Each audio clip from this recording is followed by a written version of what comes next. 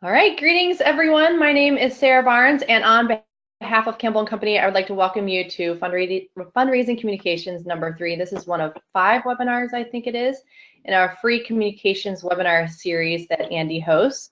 We are broadcasting live from our office in downtown Chicago, or at least Andy is in our office in downtown Chicago. And then we also have Emily on the tech side in our Seattle office. So we've got you covered. We hope you are all having a fantastic day, and thank you so much for joining us. Before we begin today's presentation, I'd like to quickly go through some logistics for those of you who may be new to our webinars. First, close any programs that are running on your computer. We do recommend calling in with your telephone instead of using your computer speakers because that just oftentimes just works better. And if you experience any visual issues, you can send a chat to Campbell & Company, or you can contact GoToWebinar at the number on your screen. Today's webinar will last 60 minutes, and you'll earn 1 continuing education credit that is good for participation with CFRE International. Within the next 24 hours, you will receive an email from GoToWebinar that includes information on how to download your certificate. And yes, this webinar is being recorded. A follow-up email will also contain a link to the recording. So at this point in time, I'm going to go ahead and turn it over to Andy Brummel, our fantastic Director of Communications here at Campbell & Company. Andy, take it over. Thank you, Sarah. Happy to have everyone with us today, broadcasting from the Campbell & Company webinar cave in downtown Chicago. I would tell you the weather, but I'm in a windowless room, and it really could be anything out there. So I'm Andy. I'm Director of Communications Consulting for Campbell & Company. So that means I have the privilege of leading our case development and creative services that we provide for nonprofits all across the nonprofit sector and across the country. The work that I'll be sharing, the ideas that we'll be sharing today, really reflect the ongoing work of our communications team. There are 8 of us on this team who really kind of live and breathe this every day, figuring out how to help nonprofit organizations find more success and feel more empowered in communicating their missions and their stories and connecting with their audiences, especially around fundraising. So all the work that I'm sharing really reflects the ways that we are actually working with clients day to day. These are it's very current to the way that we're serving clients now. So, Sarah mentioned this webinar is part of a 5-part series. We'll show you that in a second. And what we're trying to do with this series, we update it, we develop it every year, we try to bring it, up to date with the way we're working with clients. And it all kind of goes back to this single core question, which is how do we tell our story in a fundraising context? What are the communications challenges, opportunities, strategies that are unique to to fundraising? We have a pretty strong focus in this on major donor and major gift fundraising because that's where a lot of Campbell & Company's work and practice is focused, and it's where in the context of a campaign or in a mature major gift, a mature fundraising program, it's where a significant amount of revenue is coming from. So. But as we work with organizations, we see just big organizations, small organizations, organizations that you think would have everything figured out to organizations that are just starting out. They're always struggling with this question of communicating their work and communicating with donors. It just kind of never goes away. So this webinar series tries to hit that question from a few different sides. And we're right in the middle, number 3, halfway through. The first 2 are really about kind of building the foundation for a strong message. So the first one we did back in October is really about clarifying the ideas and the case that you're trying to communicate. The second session in December was really more about messaging and almost a writing seminar, really focused on how you use simple language that can resonate with your donors and convey your mission in a powerful way. Today's session is all about bringing your volunteer leaders into that conversation and equipping them to be very effective stewards and ambassadors for you in a fundraising setting. In May, we'll be doing session number 4, which is all about materials. This is kind of a fun session because we show a lot of examples. We show you brochures, presentation decks, video pieces. We show you the ways that we see organizations creating specific communications tools and materials specifically to help support major gift fundraising. And so it's really, I really enjoy that session. There's a lot of show and tell and cool examples in there. Last session, number 5, we'll do this in July. Kind of a special topics sort of webinar where we take a lot of the stuff that we've talked about in the first 4 and really look at it through the specific lens of a campaign.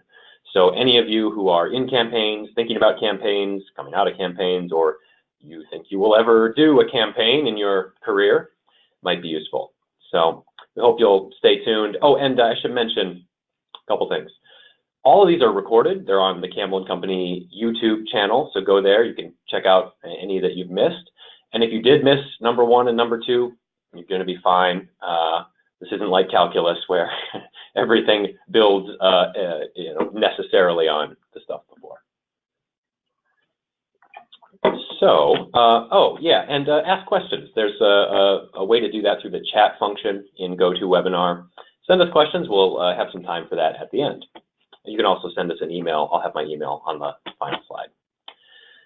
So let's dig in. Our session today is all about bringing volunteer leaders. And when we say volunteer leaders, we're mostly talking about board members, people on your development committee, people who might be on a campaign committee, people who are going to have a significant individual role in helping you engage donors, join in cultivation of prospective donors, or just be ambassadors for you out in the community.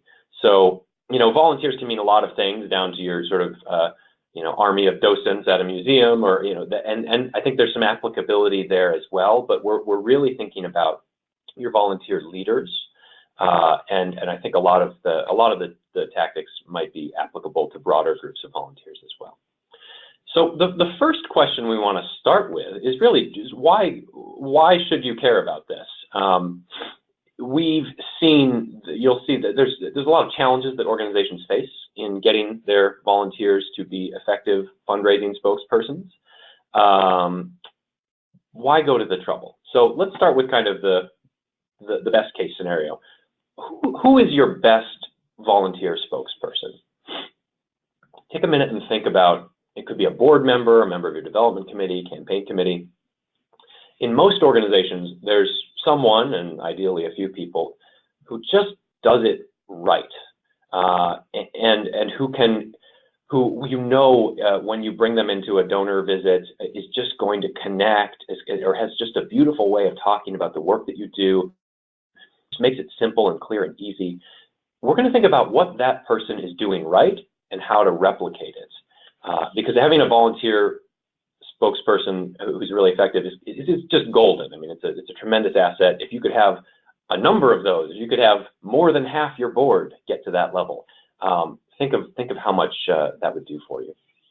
So what we've seen when we ask this question, when we work with organizations, the person who's the best volunteer spokesperson usually isn't someone who's just really good at delivering a scripted case. It's not that they're some like amazing, you put them on stage and they give an amazing speech.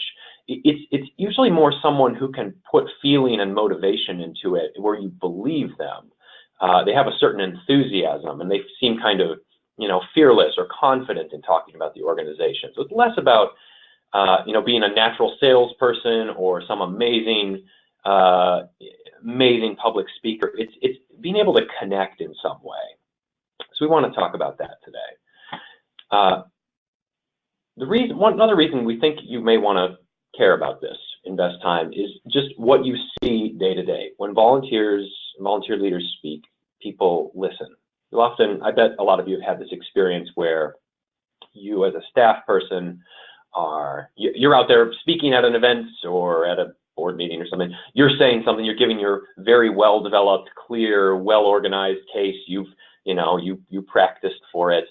You're talking about a new project or your campaign. You're giving this very well-prepared set of presentation, and you feel like you're maybe halfway getting there. People are following along. Okay, that's good. And then one of your board members gives just their quick, off-the-cuff version. They might even be making the same points, and it feels like everyone stands up and applauds because or everyone says, oh yeah, oh that's brilliant, and they're just saying their simple, basic version of the really thoughtful version that you just gave. Okay, so that can be a little frustrating, especially when it feels like, there are power dynamics or gender dynamics or something going on there. But it also kind of gets to a fundamental truth of the nonprofit sector, which is that we have voluntary support. We have people who come and engage because they want to. They're not paid to talk to you about an organization. When we talk about board members, we're talking about people who we typically view as successful, and this is America. We listen to people we view as successful. If they're successful in business, we assume they must be, have this oracular genius about all things. And so that's a tool that you can use. They often have personal relationships with the audience that are outside of your organization. And sometimes their version, the way they talk about your organization, is just better. Sometimes we really need to learn from them and look at how they're expressing something that's frequently simpler, a little more emotional, a little more of a personal connection than our really professional packaged version. So when volunteers speak, people listen. So this is a tool we want to think about how we can use to its fullest extent. So that's great. What's the problem? Here's what we see when we talk to organizations about volunteers in fundraising. My volunteers won't ask. They won't go out and actually make the calls. They're hypothetically all on board, but then when it comes down to it, they become awfully hard to schedule, right? It's a mystery. My volunteers tell me they don't feel comfortable making the case, and they often won't say it quite like that. They'll say, "Oh, we don't have a case," or "I don't know the case," or I'll do this once you give me the case. And half the time you hear that, you've actually already given them the case or given them what you feel is a pretty substantive set of information, but they don't feel like they have it, even though they might have a document that says case statement on it. They don't feel inside like they have it to share. Or we just hear, they don't seem fully bought in to our case. They're still sort of at arm's length. They're still saying, we need to work on this, or they're still giving you more evaluative feedback about the case versus really feeling like they own it. So these are all, when there's not that deep connection yet between your volunteers and your case, it comes out in these kind of symptomatic ways. And we hear this, I should say, if any of this sounds familiar to you, you should know that you are among the 100% of organizations that have some version of this, of these challenges. This is just as close to universal a set of challenges as we find. So we thought maybe we should throw a webinar at it and really try to crack into this question.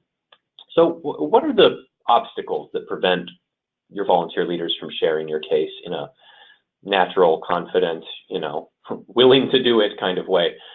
We see a few.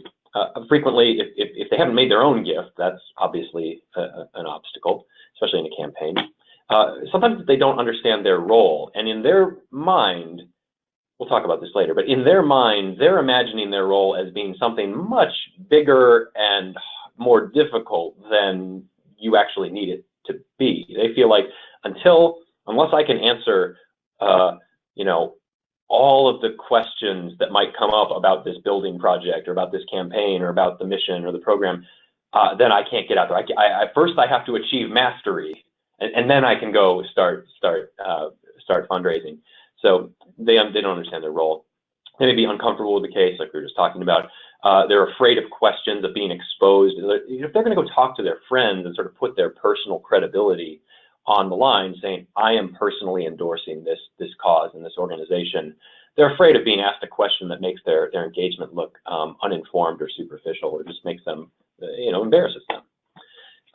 Sometimes the obstacle is simply that they feel like they need something to leave behind, like they need a brochure, they need a print piece of some kind, like I can't go in there empty-handed, right? So we'll talk about that as well. The fun thing about obstacles is that here are 5. We could have come up with 10, but it only takes one to make your volunteers just really hard to engage. It really only takes one, and then you're not really getting anywhere. So that's the challenge of working with volunteers who aren't paid to do the work. So let's talk about how we get past these obstacles. First, it's helpful to clarify the role. In our view, volunteer spokespersons, when your volunteer leaders are acting in a fundraising capacity, they have basically 3 jobs. We're asking them to confer trust, their personal credibility. And that's not even necessarily something they say. It's almost just a fact of them showing up and putting their name behind the organization. To convey passion. When you see the energy and the enthusiasm, some sense of why they care, you get that personal story of what this organization means to them. That's tremendously powerful, and it's different than anything that a staff member or even your executive director or whoever in the leadership role, it's different than anything that staff can do. And finally, to create a connection. They're there as private citizens, as civilians. They're not there to doing their job. They're there to try to connect to people as people. And frequently, they're really well positioned to do that based on their relationships. So think of these as the 3 main jobs. And if you can say this to your board members, look, we're not asking you to do everything. We just want you to do these 3 things. And we'll set you up to do that. And we'll prep with you for how you're going to do that. And we'll give you the materials and messaging to help you do that. But if you do these 3 things, you have knocked it out of the park. This helps get people comfortable. Well, and we don't really need them to deliver a detailed case and know all the specifics. And we don't typically need them to make the ask. Some will, and that's great, especially if you're in a campaign. Frequently, you may want your volunteer leaders to be able to be ready to make the ask. But even then, you don't need them to know all the 2nd level, 3rd level questions and answers about specific projects. So it's a defined role. They need to do these 3 things. It's a bonus if they can make the ask and deliver a detailed case. But what we're asking them to do is fairly focused. So that's what volunteers can do for you. That's tremendously valuable. I'm sorry if I'm going to try not to cough throughout this whole thing. I had the flu like a month ago, and now a cough is it's just sort of who I am now in life, I guess, forever. So, hi. All right, so let's go on to the second section. That's what volunteers can do for you. How do we actually get there?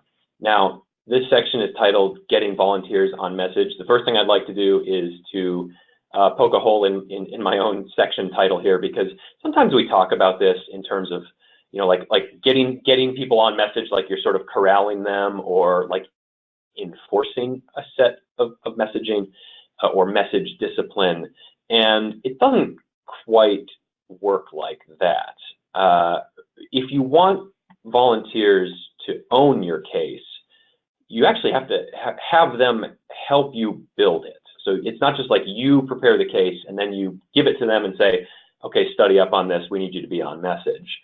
I mean, sometimes that is how it goes, and often there's a strong role for staff in moving the ball forward. But if you really want them to feel ownership, they've got to see their own fingerprints on it. And so you want to bring them in. This actually goes back to the case development process that we talked about in the first webinar, and I think it touches on the second one as well, that it's more of a process consideration.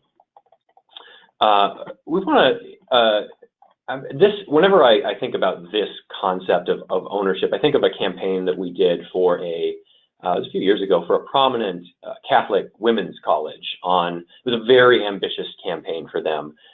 They had a goal of $80 million, which was just a huge stretch relative to what they had done in the past. And they ended up raising over $100 million. So when you see a response like that, you know that something caught fire. Something was contagious and just compelling and irresistible about that campaign. We were involved throughout and got to see how their volunteer leaders were a huge driver of that success. This was a group of women who went out there and just moved people to higher levels of giving to this college than they ever had considered before. They shifted the organization in people's minds from sort of this place in the philanthropic, mindsets or priorities they just moved them to a different level and blew away their goal. And so they had a case. They had a very robust case with lots of projects in it and details and, a communication about the future and the vision of the organization. It was a really strong, substantive case. But when we looked at what those volunteers were actually doing, what they were really communicating, what they were really owning and putting their personal passion into was that just something simpler, that it's time for us to be bold. We've been in this college somewhat, as many Catholic women's colleges are, philanthropically somewhat in the shadow of a men's institution, and that it's a partner institution. And it was their moment to come forward, to own the future of the institution. And the idea that encapsulated that for them was just this sense of it's time for us to be bold. So that was the idea that they could own and that they brought into the case through their personal passion. So how do you get there? How do you get to the place where your volunteers have that personal ownership? I'm sorry to tell you that it probably does involve another, committee or work group or task force or some kind of, you have to put together a structured process. And this is the nonprofit sector, so that's how we do it. There's just nothing better than a good task force, maybe some subcommittees, some sub-task forces. Just a beautiful thing. Can't get enough of them. Okay, I'm joking, but this is actually a really great topic for volunteers to engage on in a task force setting. Of all the task forces you have, this is the one that ought to be the most fun to go to and the most effective, because you're bringing people in, your volunteer leaders, board members, and you're asking them to get to the heart of why they care about your organization. You're bringing them in to something that they feel passionate and confident speaking about. So I would suggest you can do this a few ways. Well, actually, let's talk about that. There are a few different ways you can structure that. You could create a work group specifically for the case. Let's say it's 6 or 8 people. Maybe that's your maybe that's just a few select people from the board, or a group that you bring together because you think they have the influence, or just they'll be especially insightful and constructive in that process. If you're doing the sort of task force work group approach, try not to get it above about 8 people, because it's like trying to get eight people to agree on ordering a pizza, except it's like a million times more important than that.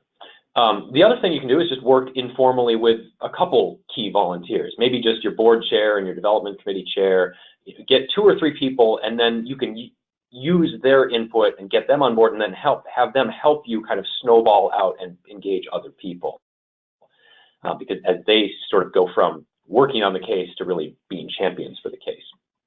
You can also just use your development committee or use your campaign committee. If you're in a campaign, one of the first things we like to do early in a campaign is devote a pretty substantial amount of the first several campaign committee meetings to case development and making sure that before we get in too far into reviewing donor lists and prioritizing prospects, we'll make sure that everybody in that room knows and owns and feels good about the case.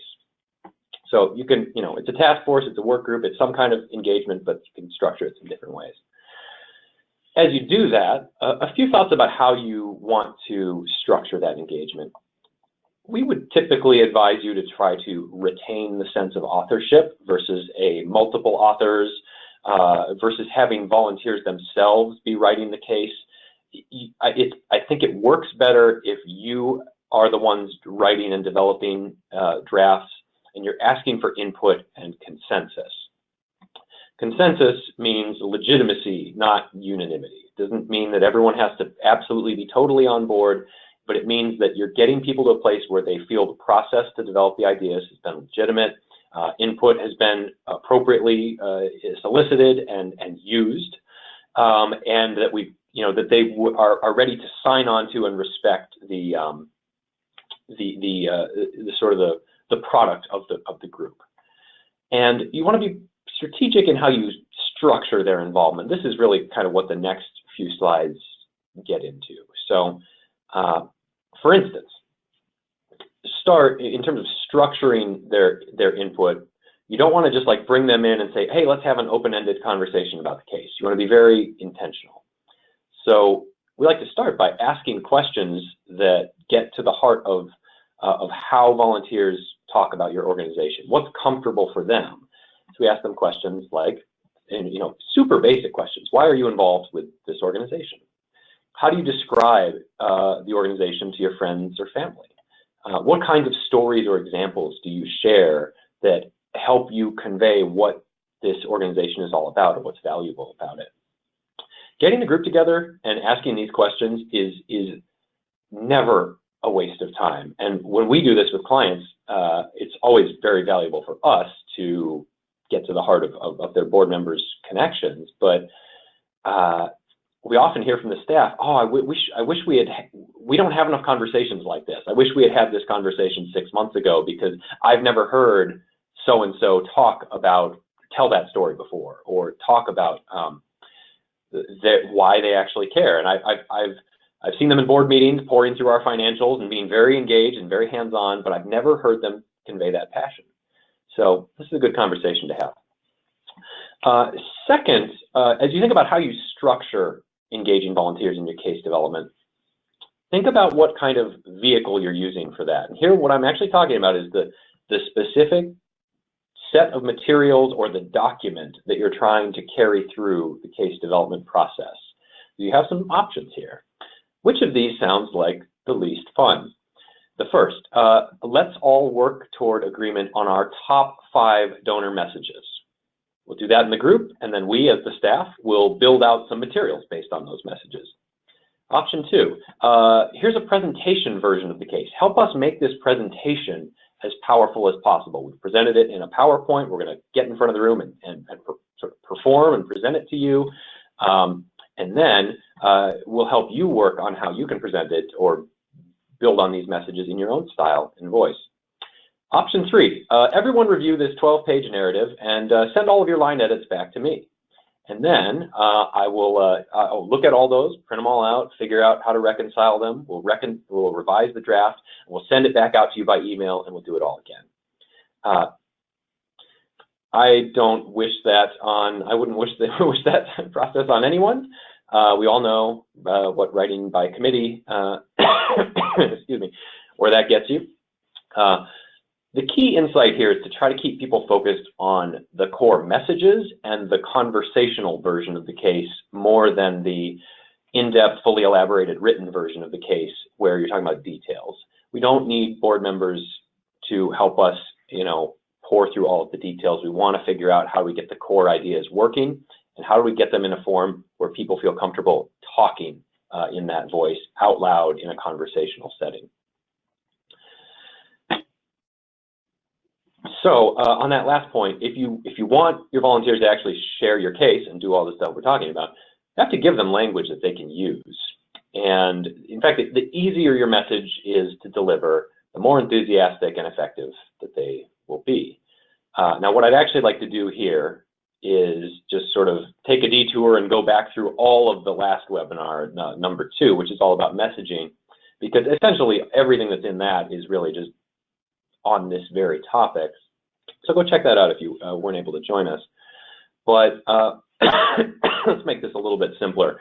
So when your volunteers say to you, oh, sure, we'll go out and ask, but we need a case. We need to feel really strong about the case.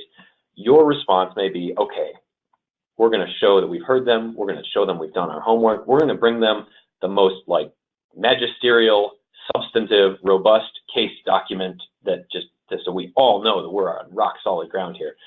So you give them something. This is obviously not a full case statement, but you give them documents that look like this. And you put this in your hands and say, okay, so now let's go talk to donors, right?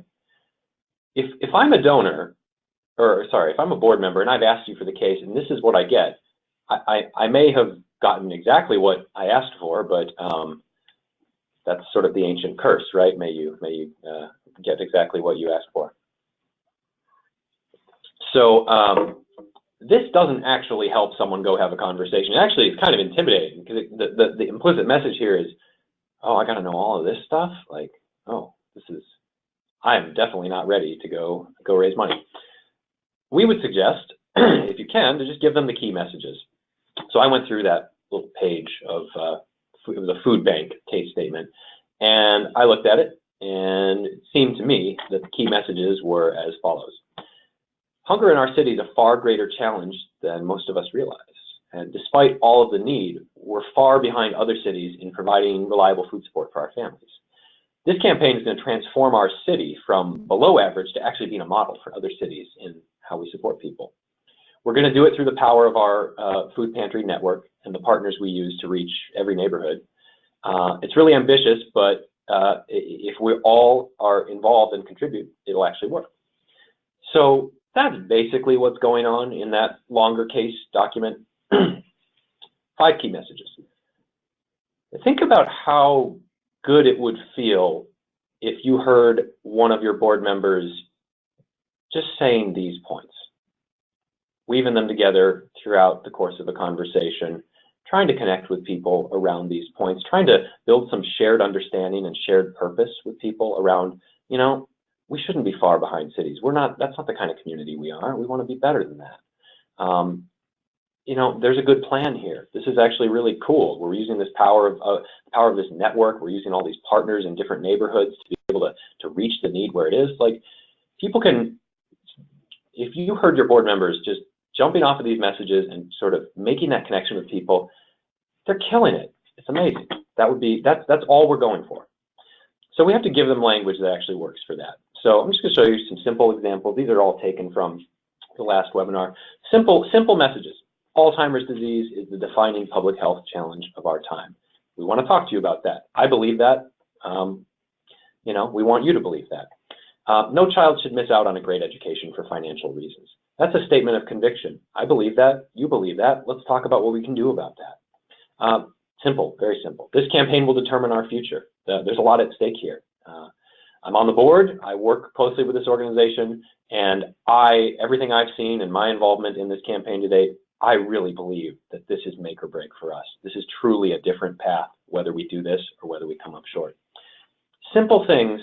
What all these have in common is that a board member could actually say them to someone out loud in a conversation and not have it sound scripted or weird or just like, I don't know, like it doesn't belong. So that's the kind of language we want to give them. Makes it feel easier to talk about your case. You kind of need to leave room also for volunteers to make the case their own. And you know, when we talk about getting them on message or helping them be effective in delivering your message, it's not necessarily to deliver your version of your message. It's to deliver their version that hits on those core points. Now, the trick here is that that's different for everyone, but that's actually okay. So that this always makes me think of a campaign we did a few years ago for a very significant college of art and design, 4-year college, art and design. They were doing a $50 million campaign, which was that was big for them, and it was actually their first significant campaign on that scale. And so we came in and we found ourselves, I mean, just think about this, like the challenge of creating defined, precise messaging for an art school that exists to sort of advance the value and of art and design and creativity. So right away, we're feeling the weight of that. Like, oh, here we are. Like, we're the consultants. We're here to tell you what art means. What we found was that their board, their donor community, the people we were thinking about with this campaign had just a wide range of mindsets. There were maybe about half of them were real art lovers, art collectors, people with significant private collections, artists themselves, alumni of the school. So people who are just really invested in the value of art for art's sake and the power of art. And the other half on the board and the campaign committee are more like civic leaders, business community types. And for them, they get super animated talking about how important it is for the city to have a truly powerful creative economy, to be attracting people from around the region to come live and work and make their careers and contribute in this community using creative problem solving, the ability to go into businesses and apply design thinking to truly build a creative economy for the city. and to build that almost pipeline of talent, which this institution does, because they attract students from across the country and throughout the region. So you got these two halves, and we room for people to make the case their own. We ended up speaking to that through the campaign name, which was called Beautiful Work. So there's sort of the two halves right there in the name, Beautiful Work. But what we found is that people had different versions, and we needed to give them messaging and give them a campaign name that allowed them to talk about, to move fluidly from the value and the power of art and creative expression into this is really great for the local economy as well. Their campaign chair actually is a tremendously charismatic guy, an art lover. I remember, going to his office and meeting in this conference room under these enormous, amazing paintings by African-American artists, his private collection. And for him, his version was that it's all about freedom of expression. We have to invest in this art and design school because artists are out there expanding the boundaries of what it's possible for humans to think and perceive and say.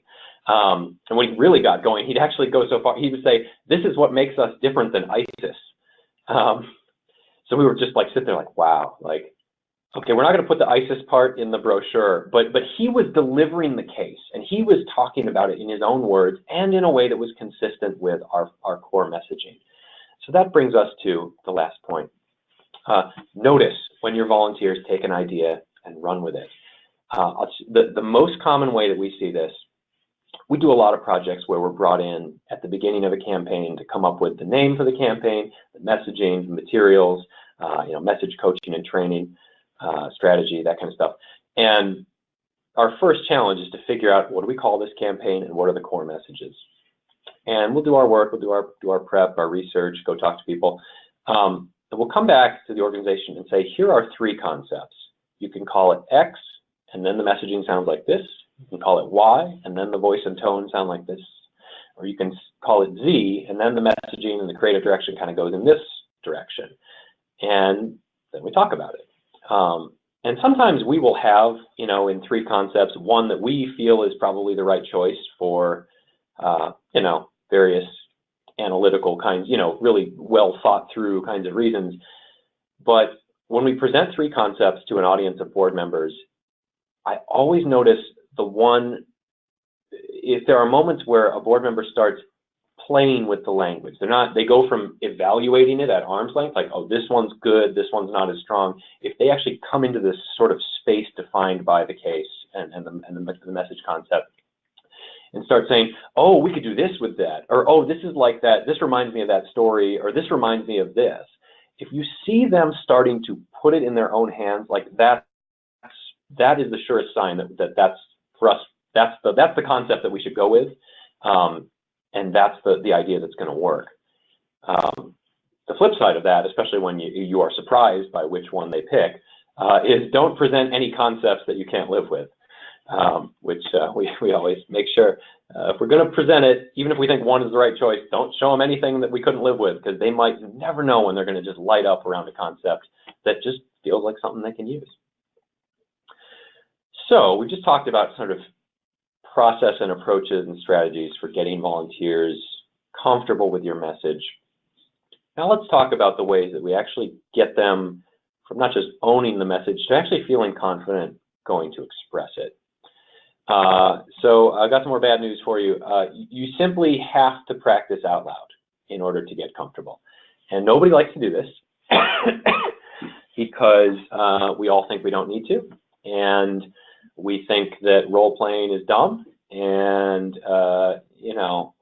just nobody really likes to do these kinds of exercises. But you actually really have to. It has to get into muscle memory.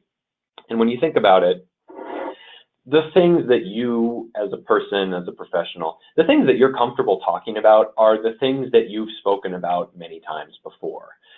If you are composing a thought for the first time when you're saying it, it's going to come out rambling and kind of unfocused, and eventually you get to your point, maybe. You're comfortable speaking and you're effective speaking when that composition has already happened. You're sort of like, you're pulling things from memory and putting them together in a way that works. And this is funny because it doesn't relate to how much you know about a subject or how comfortable or how smart you are about that subject. The clearest way I see this is you can try this with the people in your life just to really make them feel dumb.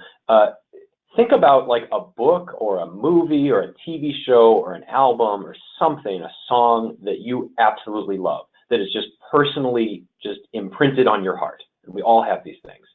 Something that means so much to you that you feel like you have such conviction about the value of this thing. And now imagine that I ask you, why should I check that out? Make the case for me. Just, you care so much about it, you know so much about it, you watch that movie so many times. Well, why should I check it out? To actually cross that bridge and say something coherent out loud, you feel, if you haven't done it before, you feel like, wait, I've watched this movie 10 times, but when I asked to talk about it, I sound like I've never spoken English before. You have to practice it, no matter how much you know. So some good ways to do that. We like to do this with boards and campaign committees.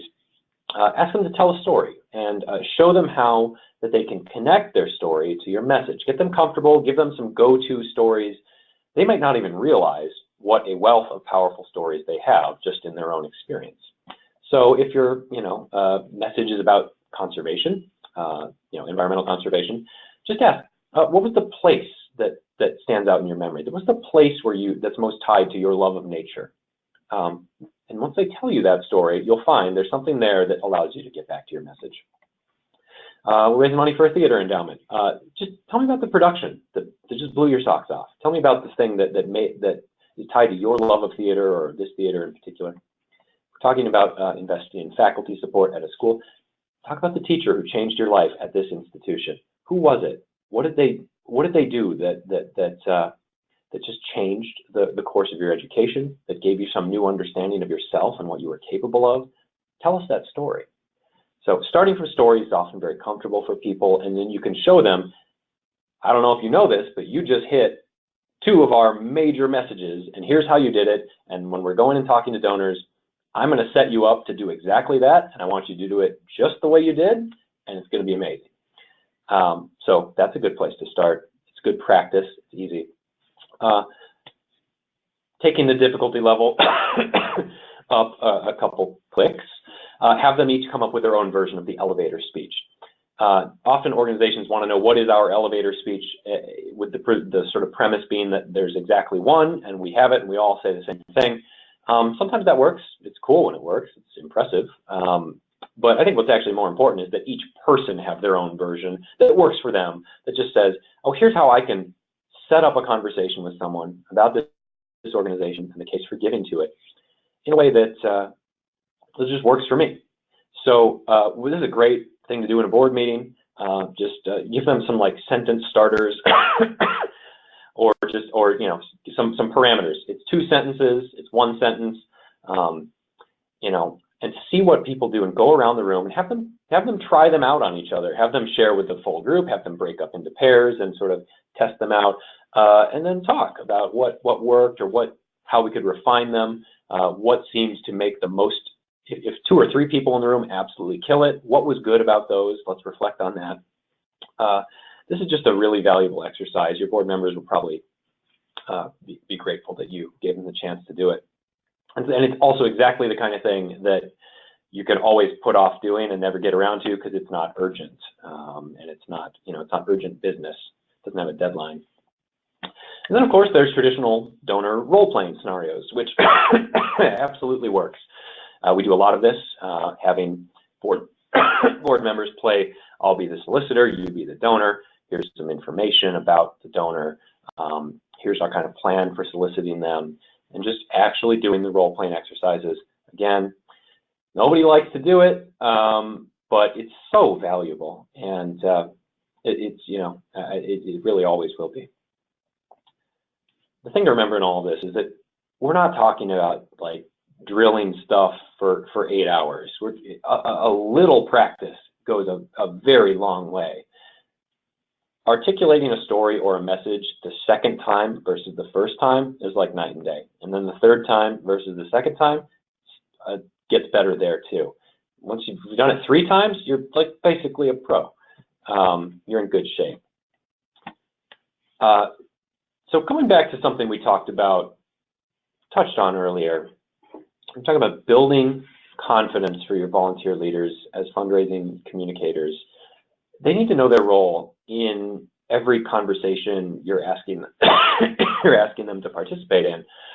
So just so they know what they're expected to do and what they don't need to do, especially in most cases they're going into a call or a donor conversation with you, with a staff person. So who's doing what? Who's doing the welcome? Who's doing the niceties, the introduction? Then who's going to start? Who's going to bring in sort of the more warm-up engagement questions, getting into how this donor or prospect is connected to the organization, maybe telling a story of your own. Then you may have a more substantive presentation of the case. Okay, let's tell you a little bit more detail about what we're doing in this project.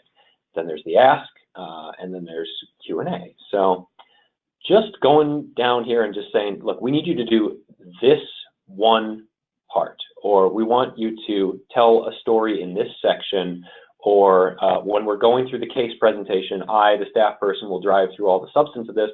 But we'd love for you at the end, when I get to the end of that, to just sort of endorse it.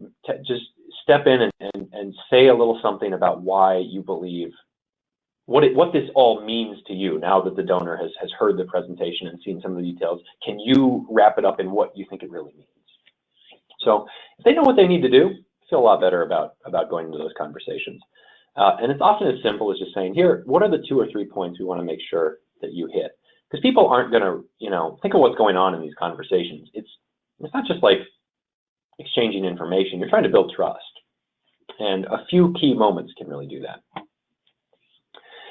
As you build their confidence, you want to equip them for success using the right kinds of materials. And this is really the focus of our next webinar. So I'm not going to go through this in too much detail, but when we are producing materials and collateral and suites of assets for clients, we're thinking about what is the use and the function of each of those pieces to help support a major donor conversation. And there are things you want to have, sort of before, during, and after a donor conversation to prep your volunteers with a cheat sheet or frequently asked questions, a little pocket card that you can have, some kind of flip book or presentation deck to walk through during the conversation, something to leave behind, and usually that's print materials. Video can be very effective, especially if your case has more of an emotional or a rhetorical or a bigger picture message that sometimes can feel intimidating for board members to try to give their own version of. You can put that in a video. It can help them feel like they got that covered. So I want to leave some time for questions. I couldn't decide how to punctuate this, so 3 concepts for you. Could I ask my colleagues to help me look at any questions that may have come in, or anything that, or send us a chat right now with questions you may have.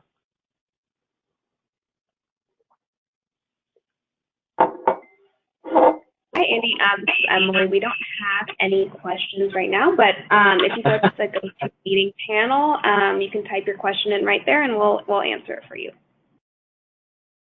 Beautiful. In the meantime, I'm going to ask myself the most common question that we get when we start talking about engaging board members around case messaging. What we hear is, do we need to know multiple cases for different types of audiences? People are often very concerned about how they're going to tailor the message to the specific donor, how they're going to, how precise and tailored do I need to be in connecting, whether it's an individual or a business or a foundation audience, or it's an alumni audience versus a parent audience. In terms of the core, and I feel like this question just comes up all the time, so try to answer it every chance I get. In terms of your overall case, I feel, and we tend to steer our clients, that it's most important that you have one really simple core set of case messages and that are consistent for all of your audiences. and do that work first. And then there may be ways that you learn and you try to adapt for specific different audiences. But I feel like sometimes we confuse ourselves or get too caught up asking the second question, which is like, how do I adapt this for various audiences, before we've really answered the first question, which is, what is our core truth of our case that we need to articulate? So, we have a few questions. Oh, good. Great. So let's see. How do we tailor this great information for volunteers, such as gala volunteers or phone-a-thon volunteers for the annual fund? Oh, interesting. So there we're talking about situations in which you're not preparing for really in-depth major donor conversations where every move is kind of planned out. You're talking about how do you equip people to feel comfortable in a room, in a series of phone calls, through the annual fund drive, feeling sort of generally comfortable on their feet. And for me, the most important things there would be to have really simple key messages, and I would want to have those printed up on a little card and just actually give it to people, so that they can prep and review those before the event or before they're going in. It would really heighten my focus on having good universal key messages.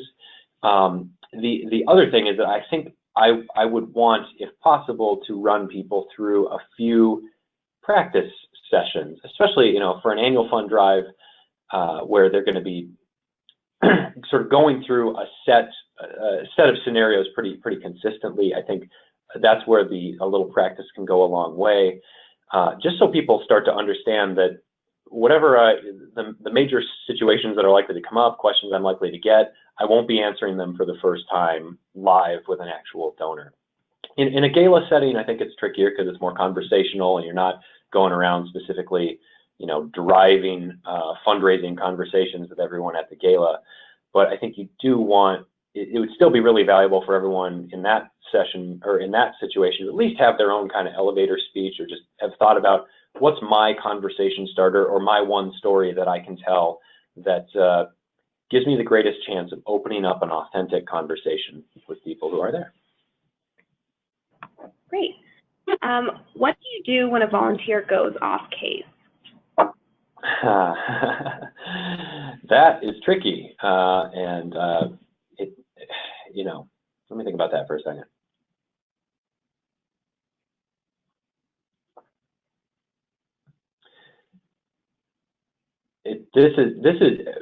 It's challenging because it's not only can be counter your strategy in the specific donor meeting, but it actually creates kind of a relationship issue with your volunteer, because now you're sort of forced to decide, do we try to work around this and just sort of if they go off in one direction during a conversation, do we try to in the most diplomatic way sort of bring it back and clarify and confirm, or maybe follow up with that donor after the conversation to sort of reinforce what the most important and true messages or ideas were.